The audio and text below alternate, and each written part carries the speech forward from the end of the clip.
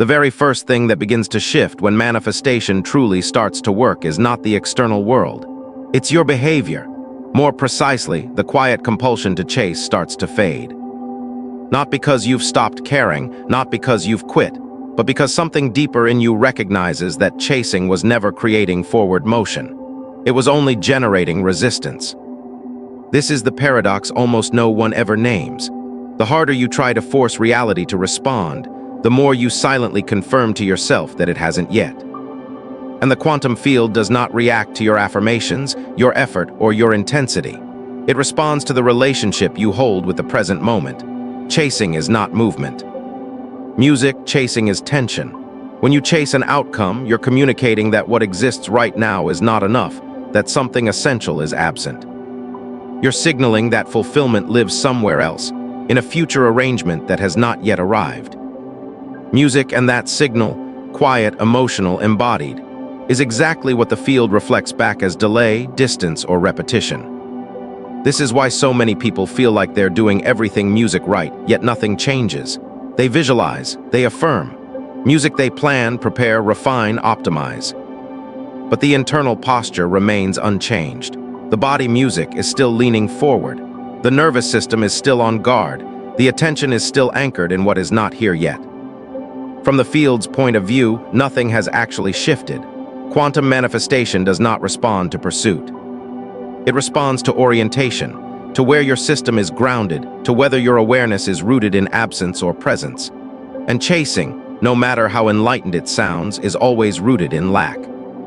Music hears the part that feels uncomfortable at first. Effort often masquerades as alignment, but true alignment feels like relief. Effort feels active. Alignment feels quiet. And because we've been trained to equate progress with exertion, stillness gets mistaken for stagnation. But stillness is where the signal begins to clear. In physics, fields don't grow stronger by pulling harder. They grow stronger by stabilizing internally.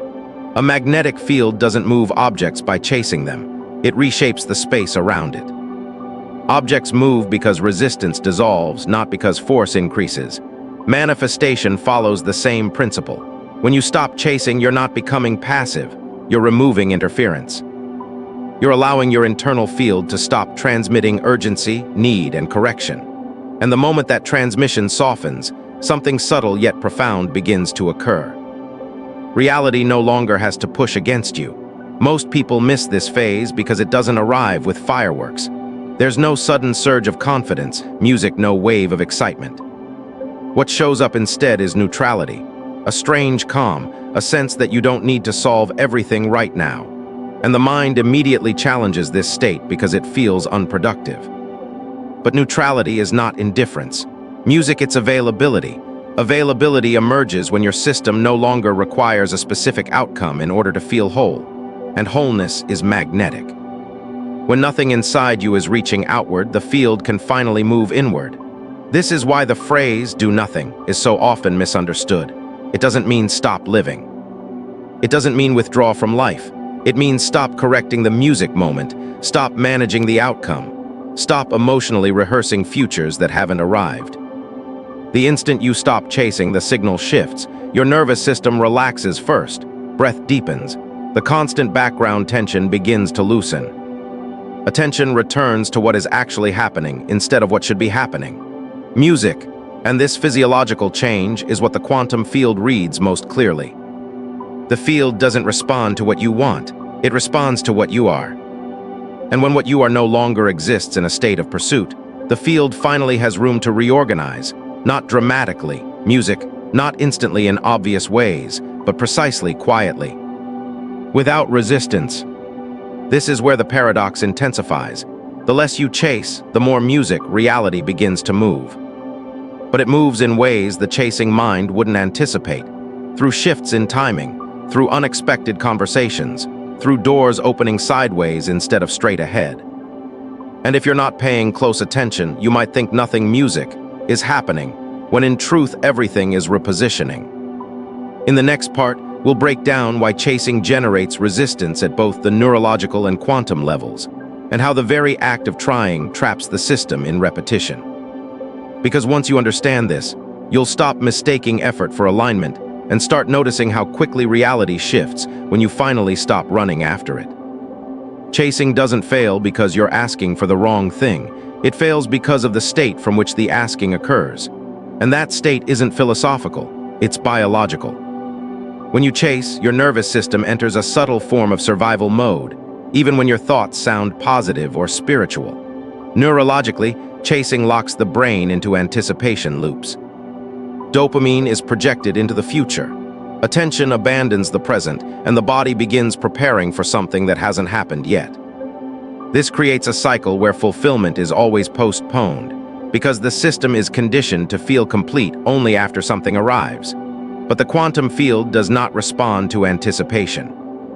It responds to embodiment. When your system lives in anticipation, it broadcasts instability, not chaos, but instability. And instability is not magnetic. The field reads it as a signal that the present moment is not a viable landing space.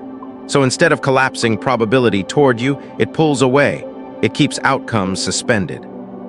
This is why chasing so often feels exhausting. You're not simply waiting, you're holding tension open. You're keeping the system slightly activated at all times. And a system that never powers down cannot settle into coherence. Coherence requires safety, and safety is not emotional comfort. It's physiological permission to be here, to stop scanning, to stop correcting, to stop projecting yourself into a future that is meant to fix the present. Chasing does the opposite. It continuously tells the body that now music is not enough. This is also where spiritual language can quietly become misleading. People say things like raise your vibration, music, stay focused, hold the vision, without realizing that these instructions often increase pressure instead music of coherence. Pressure contracts the system, and contracted systems don't attract, they repel. The quantum field is not convinced by focus alone, it is organized by consistency. If one part of you is visualizing a desired outcome, while another part is anxious about timing, the field reads anxiety. If one part is affirming abundance, while another part is obsessively tracking progress, the field reads lack. Music, if one part is trying to trust while another part is bracing for disappointment, the field reads instability.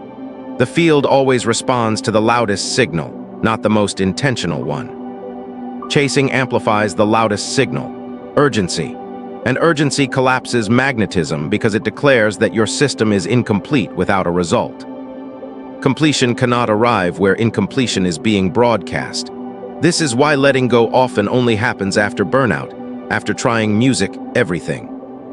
After the system reaches a point where it can no longer sustain tension. In that moment, chasing collapses not because of insight, but because of exhaustion. And suddenly, things begin to move. Not because exhaustion is magical, but because tension finally stopped interfering. The instant chasing ends, the nervous system recalibrates. Attention returns to the body. Breathing deepens. Thought slows, and this physiological shift sends an entirely different message to the field. There is space here, and space is the signal the field has been waiting for. From a quantum perspective, space allows probability waves to reorganize. When you're chasing, probabilities are constantly being pulled into narrow expectations. When you stop chasing, probabilities widen, and widening increases the chance of collapse, not toward what you demanded, but toward what aligns. This is where manifestation begins to feel paradoxical. You do less, yet more happens. You stop planning, yet things organize themselves. You release control, and timing synchronizes. Not because the universe rewards surrender, but because surrender removes resistance. In the next part, we'll clarify the most misunderstood phrase in manifestation. Do nothing, music, and explain why it does not mean passivity, laziness, or waiting. It means something far more precise, music, the removal of interference at the exact point where chasing once lived. Because when chasing ends, receiving becomes inevitable. The phrase, do nothing, is one of the most misunderstood instructions in manifestation, because the mind immediately translates it as passivity, laziness, or giving up. But in the context of quantum manifestation, do nothing has nothing to do with inaction. It refers to something far more exact, removing the internal behaviors that were distorting the signal. Doing nothing is not the absence of movement. It is the absence of correction. Most people are not chasing externally, they are chasing internally. They are constantly adjusting their emotional state, monitoring their thoughts, revising expectations, checking whether they are aligned, and subtly trying to control how the future should arrive. That internal micromanagement is what creates resistance. When you do nothing, what actually stops is this inner interference. You stop negotiating with reality. You stop rehearsing outcomes. You stop emotionally leaning forward into the future. This produces a profound shift in the nervous system. The body exits the loop of anticipation. Attention returns to the present moment without force. Music, and when attention stabilizes, the system finally transmits a coherent signal to the field. From a quantum perspective, interference collapses probability too early. It narrows the range of possible outcomes and locks the system into familiar timelines. Music, when interference ends, probability expands. And expansion is what allows new realities to emerge. This is why doing nothing often feels uncomfortable at first. The mind interprets the absence of effort as danger. It asks, "Shouldn't I be doing something?" That discomfort is not evidence that something is wrong. Music, it's evidence that an old identity is losing control. The identity that believes it must manage reality in order to survive. As that identity relaxes, something unexpected occurs.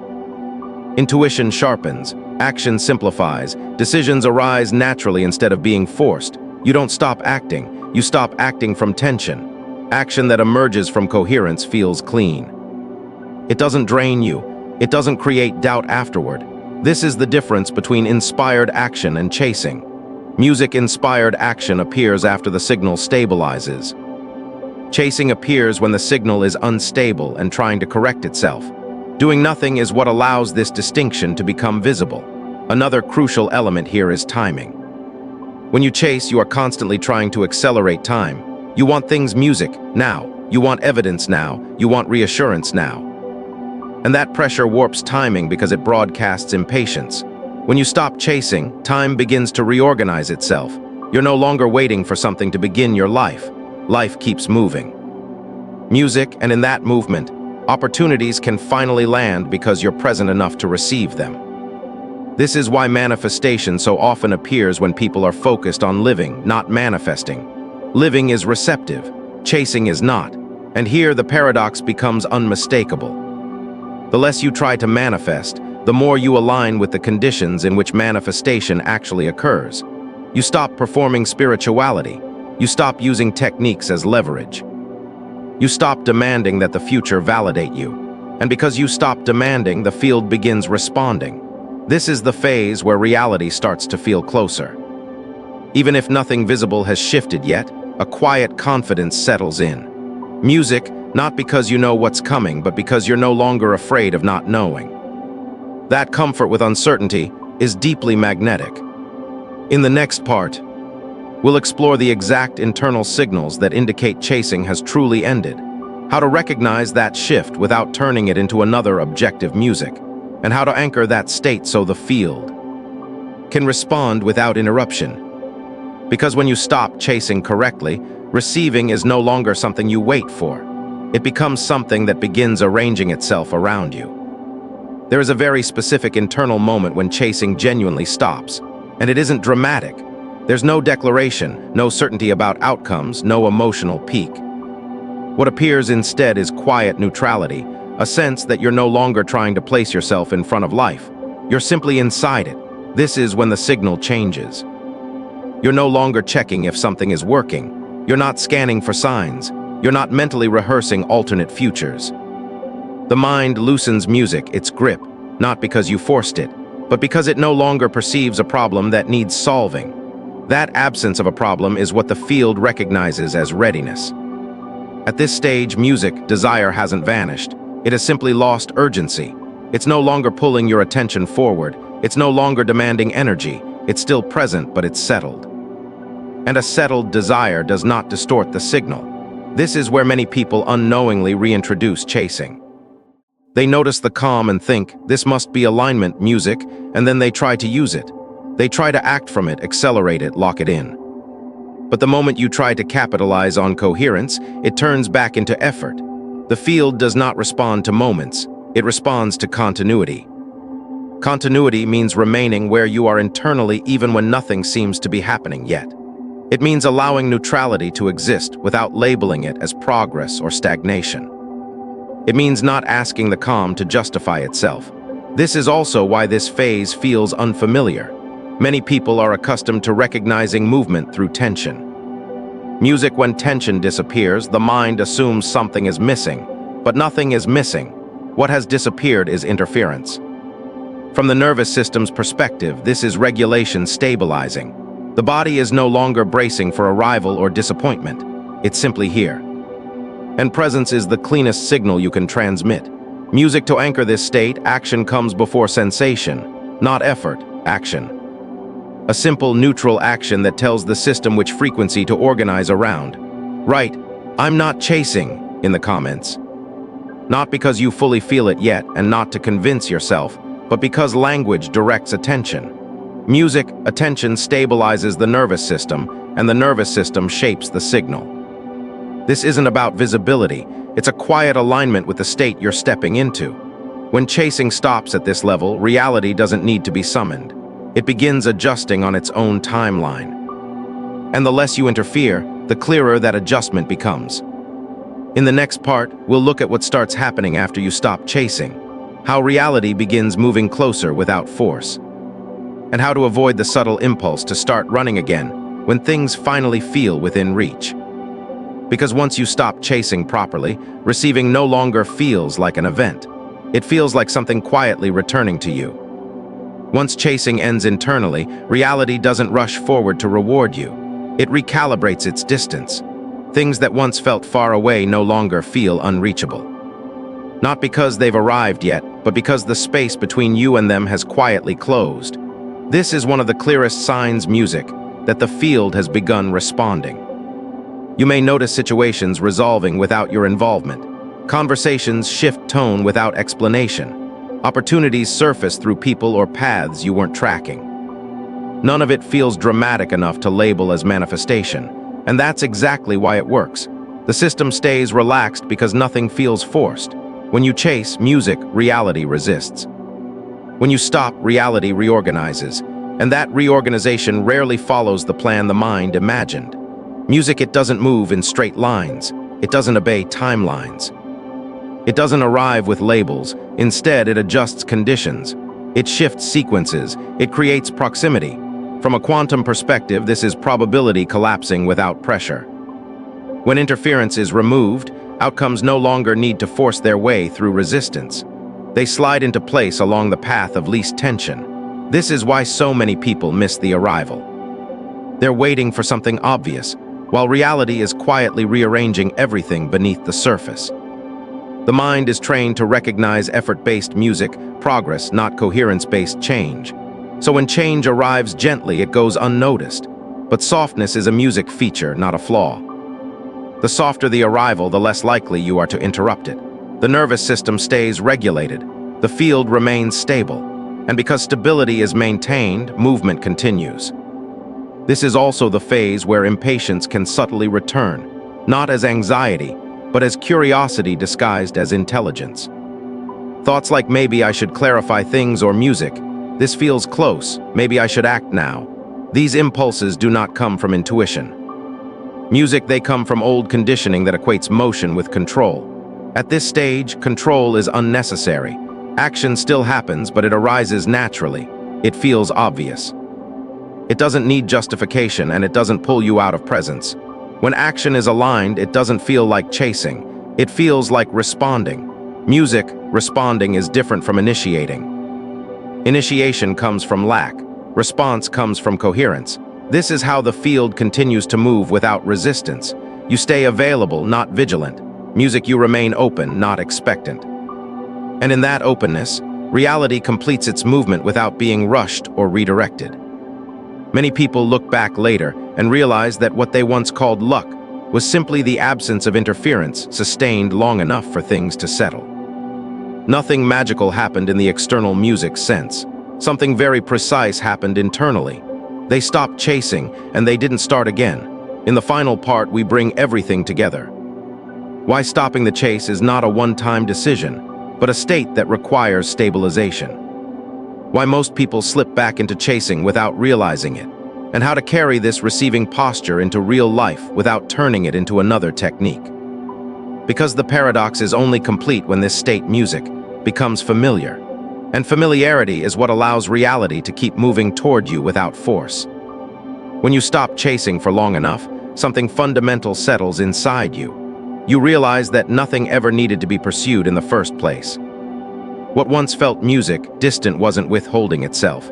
It was waiting for you to stop running. And this realization doesn't arrive as a thought. It arrives as relief, as the body exhaling. As the sense that you no longer need to position yourself correctly for life to work. This isn't a motivational insight. It's a nervous system recalibration. The paradox is simple but confronting.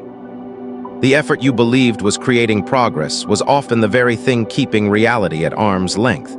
Not because effort is wrong, but because effort rooted in lack cannot produce completion.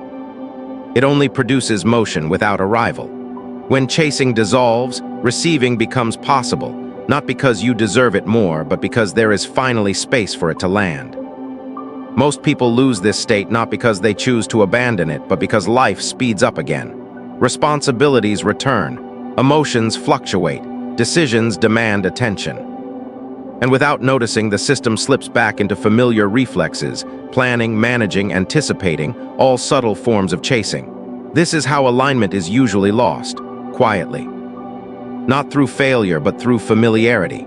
The nervous system returns to what it knows, and unless something anchors this new posture of receiving, the body defaults back to effort. The mind resumes control. The field destabilizes, and reality begins to feel distant again even though nothing external has changed. This is why stabilization matters more than insight. Insight shows you what's possible. Stabilization determines whether you live from it. Music stabilization isn't about staying calm forever or never wanting anything again.